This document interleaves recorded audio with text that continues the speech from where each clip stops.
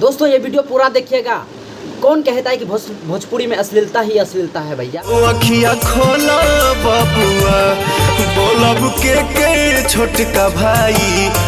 आप देखिए पवन सिंह का गाना जो कि रामायण के कुछ पार्ट्स को अपने मन के अनुभव से बोला है। दोस्तों बहुत ही ताबड़तोड़ गाना है और उस गाना को आप सब जाइए और सर्च कीजिए, देखिए, तब पता चलेगा कि भोजपुरी में अश्लीलता है क्या। नहीं, भोजपुरी में अश्लीलता नहीं है दोस्तों।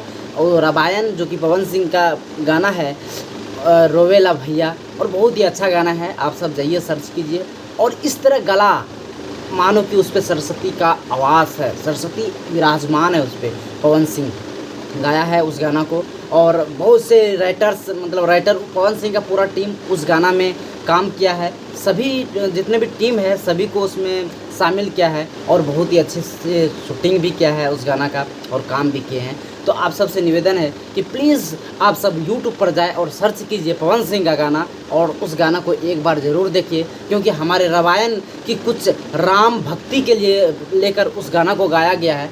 और वह गाना खास बात यह है कि वो जो गाना अपलोड किया गया था उस चैनल्स में अपलोड किया गया था जिस चैनल में लगभग 20,000 सब्सक्राइबर था, और जब उस गाना को अपलोड किया तो 4 दिन, लगभग 2 दिन के अंदर उस चैनल्स का सब्सक्राइबर जो है वह 1,20,000 हो गया है। दोस्तों एक गाना में इतना सब्सक्राइबर्स बढ़ गया और